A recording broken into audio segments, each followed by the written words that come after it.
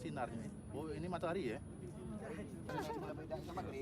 Upaya Kementerian Agama Kanwil Sumatera Selatan bersama tim dari UIN Raden Fata Palembang serta MUI Sumsel yang melakukan pemantauan Ruhiyatul Hilal untuk penetapan 1 Zulhijjah 1444 Hijriah atau Hari Raya Idul Adha. Dari atap sebuah hotel di Palembang terkendala cuaca mendung.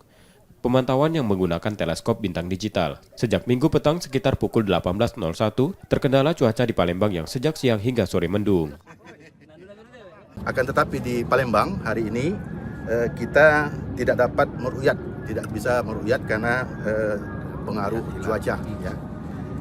Kemudian berdasarkan kriteria Imkanur Ru'yah terbaru, Mabins, Menteri Agama Brunei, Indonesia, Malaysia, dan Singapura, bahwa ketinggian hilal minimal 3 derajat dan sudut elongsi minimal 6,4 derajat, maka tanggal 1 Zulhijjah 1444 Hijriah diperkirakan jatuh pada hari Selasa, tanggal 20 Juni 2023.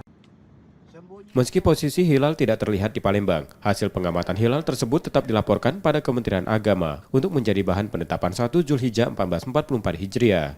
Hasil akhir penetapan Hari Raya Idul Adha tetap menunggu keputusan Kementerian Agama Republik Indonesia. Tim Liputan, Kompas TV, Palembang, Sumatera Selatan.